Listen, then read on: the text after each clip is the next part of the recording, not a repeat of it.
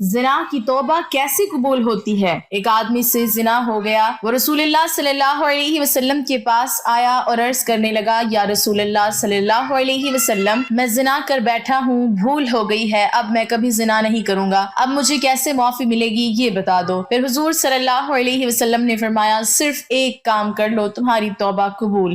بسم اللہ الرحمن الرحیم۔ واضح رہے کہ زنا بہت بڑا گناہ ہے۔ قرآن و حدیث میں زنا کی سخت مذمت بیان کی گئی ہے اور زنا کرنے والوں کے بارے میں سخت وعیدیں نازل ہوئی ہیں۔ حدیث مبارک میں ہے، ساتوں آسمان اور ساتوں زمینیں شادی شدہ زناکار پر لعنت کرتی ہیں اور جہنم میں ایسے لوگوں کی شرمگاہوں سے ایسی سخت بدبو پھیلے گی کہ جس سے اہل جنت بھی پریشان ہوں گے اور آگ کے عذاب کے ساتھ ان کی رسوائی جہنم میں ہوتی رہے گی۔ ایک دوسری حدیث میں ہے، حضرت ابو ہریرہ رضی اللہ تعالی عنہ روایت فرماتے ہیں کہ رسول اللہ صلی اللہ علیہ وسلم نے فرمایا، زنا کرنے والا زنا کرنے کے وقت مومن نہیں رہتا، چوری کرنے والا چوری کے وقت مومن نہیں رہتا اور شراب پینے والا شراب پینے کے وقت مومن نہیں رہتا۔ حضرت ابو امامہ رضی اللہ تعالی عنہ سے مروی ہے کہ ایک نوجوان نبی کریم صلی اللہ علیہ وسلم کی خدمت میں حاضر ہوا اور کہنے لگا، یا رسول اللہ صلی اللہ علیہ وسلم، مجھے زنا کرنے کی اجازت دے دیجئے۔ لوگ اس کی طرف متوجہ ہو کر اسے ڈانٹنے لگے اور اسے پیچھے ہٹانے لگے، لیکن نبی کریم صلی اللہ علیہ وسلم نے اس سے فرمایا، میرے قریب آ جاؤ۔ وہ نبی کریم صلی اللہ علیہ وسلم کے قریب جا کر بیٹھ گیا۔ نبی کریم صلی اللہ علیہ وسلم نے اس سے پوچھا، کیا تم اپنی والدہ کے حق میں بدکاری کو پسند کرو گے؟ اس نے کہا، اللہ کی قسم کبھی نہیں، میں آپ پر قربان جاؤں۔ نبی کریم صلی اللہ علیہ وسلم نے فرمایا، لوگ بھی اسے اپنی ماں کے لیے پسند نہیں کرتے۔ پھر دریافت فرمایا، کیا تم اپنی بیٹی کے حق میں بدکاری کو پسند کرو گے؟ اس نے کہا، اللہ کی قسم کبھی نہیں، میں آپ پر قربان جاؤں۔ نبی کریم صلی اللہ علیہ وسلم نے فرمایا، لوگ بھی اسے اپنی بیٹی کے لیے پسند نہیں کرتے۔ پھر پوچھا، کیا تم اپنی بہن کے حق میں بدکاری کو پسند کرو گے؟ اس نے کہا، اللہ کی قسم کبھی نہیں، میں آپ پر قربان جاؤں۔ نبی کریم صلی اللہ علیہ وسلم نے فرمایا، لوگ بھی اسے اپنی بہن کے لیے پسند نہیں کرتے۔ پھر پوچھا، کیا تم اپنی پھوپھی کے حق میں بدکاری کو پسند کرو گے؟ اس نے کہا، اللہ کی قسم کبھی نہیں، میں آپ پر قربان جاؤں۔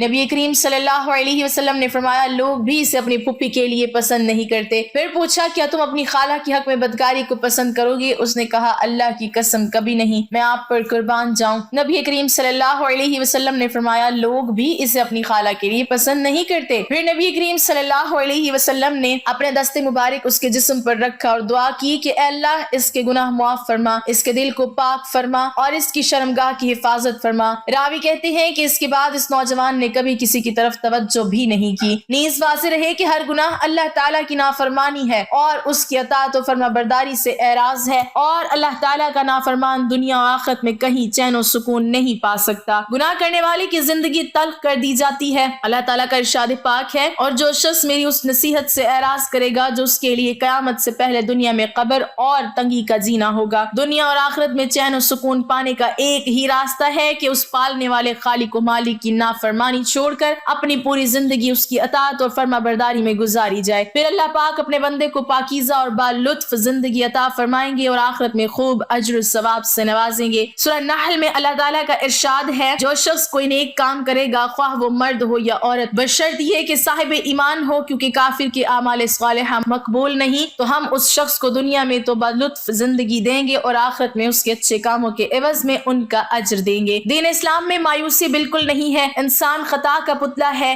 گناہ انسان کی فطرت میں داخل ہے، لیکن بہترین وہ شخص ہے جو گناہ کر کے اس پر قائم نہ رہے بلکہ فوراً توبہ کر کے اللہ تعالیٰ سے معافی مانگ لے۔ نبی کریم صلی اللہ علیہ وسلم نے ارشاد فرمایا، ہر بنی آدم یعنی انسان بہت زیادہ خطا کار ہے، اور لیکن اللہ تعالیٰ کے نزدیک بہترین خطا کار وہ ہیں جو کثرت سے توبہ کرنے والے ہیں۔ حضرت حذیفہ بن یمان سے مروی ہے کہ نبی کریم صلی اللہ علیہ وسلم نے ارشاد فرمایا، اے مسلمانوں، زنا سے بچو، اس لیے کہ اس میں 6 نقصانات ہیں، 3 دنیا میں اور 3 آخرت میں۔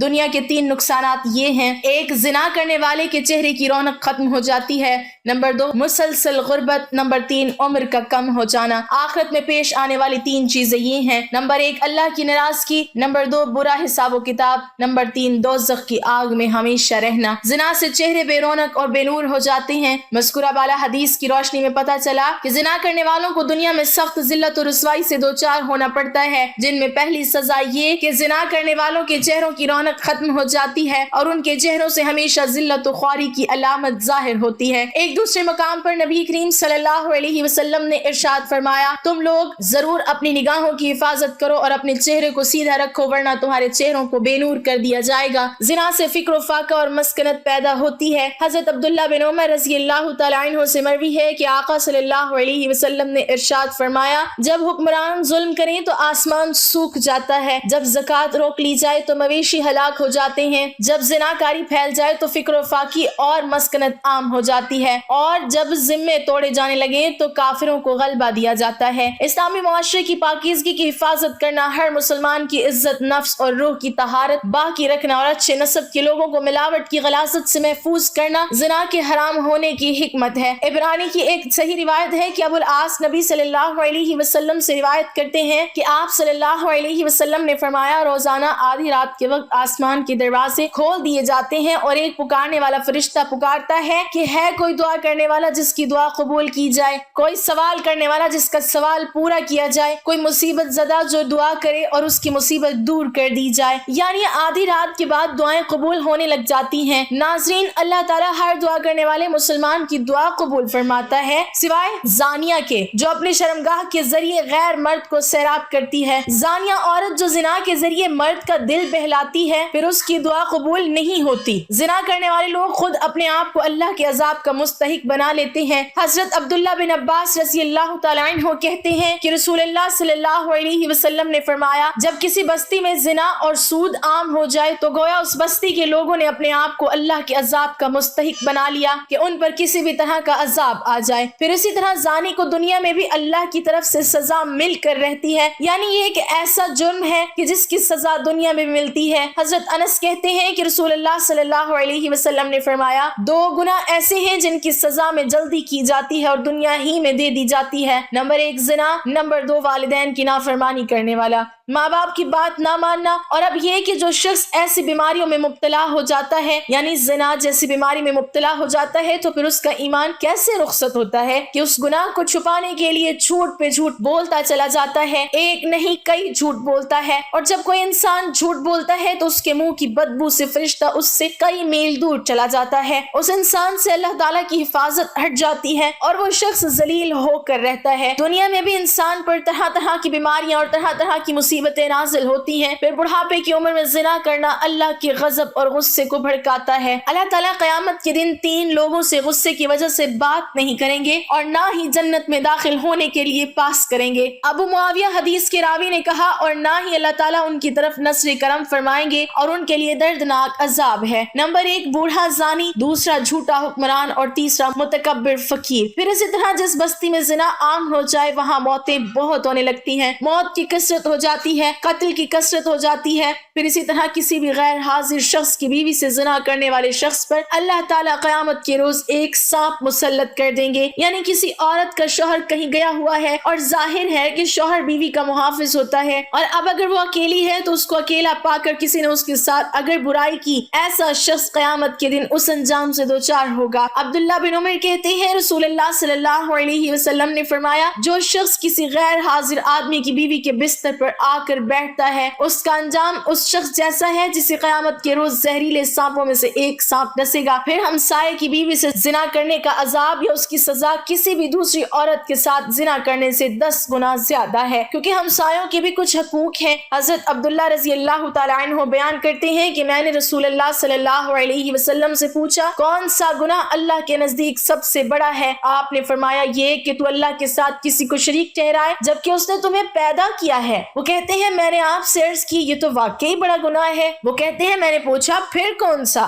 آپ نے فرمایا تو اپنی اولاد کو اس اندیشے سے قتل کر دے کہ وہ تمہارے کھانے میں شریک ہوگی۔ وہ کہتے ہیں میں نے پوچھا پھر کون سا؟ آپ نے فرمایا پھر یہ کہ تو اپنے ہمسائے کی بیوی کے ساتھ زنا کرے۔ صحابہ رضی اللہ عنہم نے بڑے گناہوں سے متعلق دریافت کیا تو آپ صلی اللہ علیہ وسلم نے انہیں سب سے بڑے گناہ کے بارے میں بتایا کہ وہ شرک اکبر ہے جسے اللہ تعالیٰ صرف توبہ ہی سے بخشتا ہے۔ اگر شرک اکبر کا مرتکب بغیر توبہ کے مر گیا تو وہ ہمیشہ ہمیشہ جہنم میں رہے گا۔ دوسرا بڑا گناہ یہ ہے ہے کہ آدمی اپنے بچے کو اس خوف سے مار دے کہ وہ اس کے ساتھ اس کے کھانے میں شریک ہوگا۔ چنانچہ کسی ایسی جان کو مار دینا جسے اللہ نے حرام کیا ہو، اس کا مرتبہ بڑے گناہوں میں دوسرا ہے۔ گناہ اور اس کی سزا اور بھی زیادہ ہو جاتی ہے جبکہ مقتول قاتل کا رحمی رشتہ دار ہو، اور یہ اور بھی زیادہ ہو جاتی ہے جبکہ قتل کا مقصد مقتول کو اللہ کے اس رزق سے محروم کرنا ہو جسے اللہ نے قاتل کے ہاتھ پر جاری فرمایا ہے۔ پھر یہ کہ آدمی اپنے ہمسائے کی بیوی سے زنا کرے، کبیرہ گناہوں میں تیسرا درجہ زنا کا ہے۔ اس کا گناہ اور بھی زیادہ بڑھ جاتا ہے جبکہ جس عورت سے زنا کیا جائے وہ ہمسائے کی بیوی ہو جس کے ساتھ شریعت نے حسن سلوک، نیکی اور اچھی صحبت کی نصیحت کی ہے۔ حضرت مقداد کہتے ہیں رسول اللہ صلی اللہ علیہ وسلم نے اپنے صحابہ سے دریافت فرمایا زنا کے بارے میں تمہارا کیا خیال ہے؟ صحابہ نے عرض کی زنا کو اللہ اور اس کے رسول نے حرام قرار دیا ہے، لہٰذا وہ قیامت تک حرام ہے۔ پھر آپ صلی اللہ علیہ وسلم نے صحابہ کرام سے فرمایا ایک آدمی اگر 10 عورتوں سے زنا کرے تو یہ گناہ اس سے کم ہے کہ آدمی اپنے ہمسائے کی بیوی سے زنا کرے۔ ہمسائے کی بیوی سے زنا ایک تو حق کے ہمسائے کی پامال ہوتا ہے، اس کے علاوہ کیا وجہ ہے کہ اس کو زیادہ برا کہا گیا ہے؟ اعتماد کا رشتہ ہوتا ہے، ساتھ ساتھ گھر ہوتے ہیں تو سارے راز معلوم ہوتے ہیں کہ کس دن کون اکیلا ہے، کون گھر میں ہے یا نہیں ہے۔ پھر اسی طرح تانک جھانک کے مواقع بھی ہوتے ہیں اور کئی طرح کی خرابیاں اس میں آ جاتی ہیں۔ کسی بھی وقت دماغ سکون میں نہیں رہتا، انسان ایک خوف کا شکار رہتا ہے۔ ناظرین، کیا آپ کو پتا ہے کہ آخرت میں ایسے شخص کا انجام کیا ہے؟ کسی کو معلوم ہے؟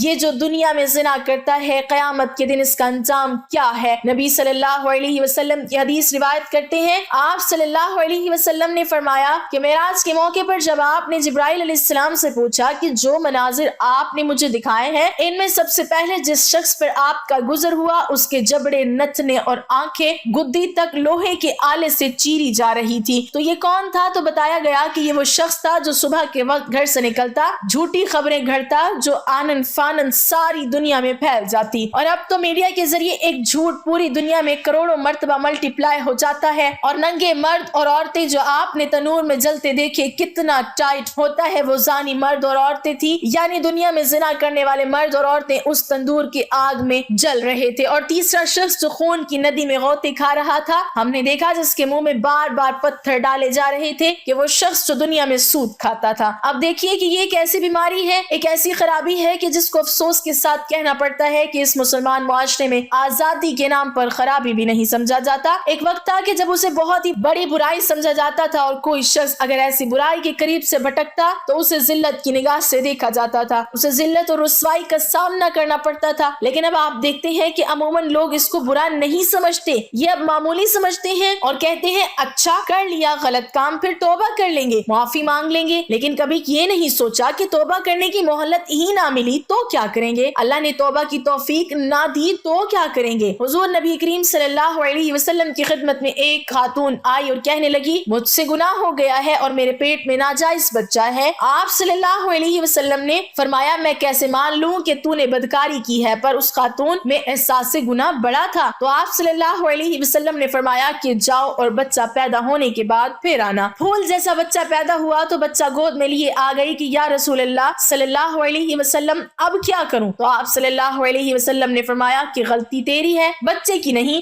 واپس جاؤ، اسے دودھ پلاؤ، جب روٹی کھانے لگے تب آ جانا۔ اور صحابہ کرام رضوان اللہ علیہم اجمعین کہتے ہیں کہ جب 2 سال بعد آئی تو بچے کے ہاتھ میں روٹی کا ٹکڑا تھا، اور جب آئی تو رونے لگی اور کہا کہ اے محبوب خدا صلی اللہ علیہ وسلم ساری رات مجھے نیند نہیں آتی، یہ گناہ چبھتا ہے اور مجھے پریشان کرتا ہے، اور اگر آج مر گئی تو اللہ کی بارگاہ میں کیا جواب دوں گی؟ نظر کرم فرمائیں۔ تو آپ صلی اللہ علیہ وسلم نے فرمایا کہ بچہ ایک صحابی کو دے دو اور اسے کہو کہ اس کی اپنے بچوں کی طرح پرورش کرنا۔ پھر فرمایا کہ اس خاتون کو باہر لے جاؤ اور پتھر مار مار کر سنگسار کر دو، یہاں تک کہ وہ انتقال کر گئی۔ آپ صلی اللہ علیہ وسلم نے 2 صحابیات کی ڈیوٹی لگائی اور فرمایا کہ اسے اٹھاؤ، غسل بھی دو، کفن بھی پہناؤ، اور جب یہ کام ہو گیا تو حکم ہوا کہ صفیں سیدھی کرو، میں خود اس کا جنازہ پڑھاؤں گا۔ تو صحابہ کرام نے کہا اے نبی صلی اللہ علیہ وسلم اس کا جنازہ؟ معاذ اللہ۔ تو میرے پیارے آقا صلی اللہ علیہ وسلم نے اس خاتون کو معاشرے سے کاٹا نہیں، بلکہ آپ صلی اللہ علیہ وسلم نے فرمایا فرمایا کہ تو نے اس کا گناہ دیکھا ہے مگر اس کا احساس نہیں دیکھا، اس کی توبہ کا انداز نہیں دیکھا، اس کی تڑپ نہیں دیکھی، بارگاہ خدا میں سرخرو ہونے کا جذبہ نہیں دیکھا۔ آپ صلی اللہ علیہ وسلم نے فرمایا کہ اس نے اتنی اعلیٰ توبہ کی ہے کہ اگر ساری امت میں بانٹ دو تو اللہ سب کی بخشش فرما دے۔ ایک نوجوان صحابی جسے معذر رضی اللہ تعالیٰ عنہ کے نام سے جانتے تھے، ان کی شادی مدینہ منورہ میں ہوئی تھی۔ ایک دن شیطان نے ان کو پھسلایا، ان کو ایک انصار کی لونڈی پر مائل کر دیا اور راہ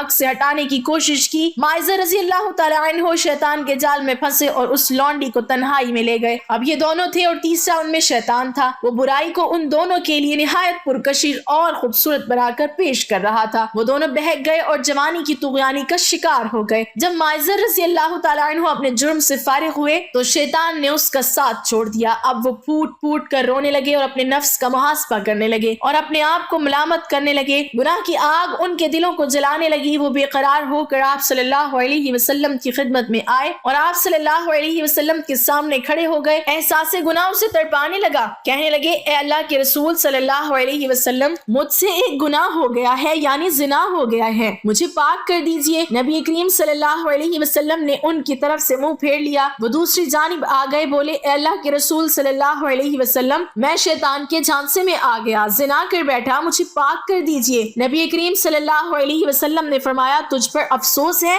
واپس چلا جا اور اللہ تعالیٰ سے اپنے گناہ کی معافی مانگ اور توبہ کر لے۔ وہ تھوڑی دیر بعد پھر آ گیا۔ گناہ کی آگ نے اس کا آرام چھین لیا، وہ صبر نہ کر سکا۔ نبی کریم صلی اللہ علیہ وسلم نے اس کے بارے میں حکم دیا، اسے یہاں سے نکال دو۔ اسے نکال دیا گیا۔ وہ چوتھی مرتبہ پھر چلا آیا۔ نبی کریم صلی اللہ علیہ وسلم نے لوگوں سے پوچھا، کیا دیوانہ ہے؟ لوگوں نے کہا، اللہ کے رسول صلی اللہ علیہ وسلم، ہم تو اس میں ایسا کوئی مرض نہیں پاتے۔ آپ صلی اللہ علیہ وسلم نے فرمایا، شاید اس نے شراب پی ہوئی ہے، اس لیے ایسی حرکتیں کر رہا ہے۔ ایک آدمی کھڑا ہوا، اس نے معذر رضی اللہ تعالیٰ عنہ کا منہ سونگا، اسے شراب کی کوئی بو محسوس نہیں ہوئی۔ نبی کریم صلی اللہ علیہ وسلم نے پوچھا، تجھے پتا ہے زنا کسے کہتے ہیں؟ اس نے کہا، جی ہاں، میں ایک عورت کے ساتھ اس طرح حرام کا ارتکاب کر بیٹھا ہوں جسے ایک آدمی حلال طریقے سے اپنی بیوی کے ساتھ کرتا ہے۔ آپ صلی اللہ علیہ وسلم نے پوچھا، اب اس سے تمہارا کیا مطلب ہے؟ اس نے کہا، مجھے پاک کر دیجئے۔ نبی کریم صلی اللہ علیہ وسلم نے مکمل تفتیش کروائی، جرم ثابت ہونے پر حد جاری فرمائی۔ آپ صلی اللہ علیہ وسلم نے حکم دیا اور اسے سنگسار کر دیا گیا۔ جب اس کی نماز جنازہ پڑھائی گئی اور اسے دفن کر دیا گیا تو نبی کریم صلی اللہ علیہ وسلم دو آدمیوں کے پاس سے گزرے۔ وہ آپس میں باتیں کر رہے تھے کہ دیکھو، اس آدمی پر اللہ نے پردہ ڈالا تھا لیکن اس نے اپنے آپ کو خود ہی ہلاکت میں ڈال لیا، حتیٰ کہ اسے پتھر مار مار کر یوں ہلاک کر دیا گیا جیسے کتے مار دیے جاتے ہیں۔ نبی کریم صلی اللہ علیہ وسلم خاموش ہو گئے۔ پھر تھوڑا سا آگے چلے، ایک مردہ گدھا پڑا ہوا تھا،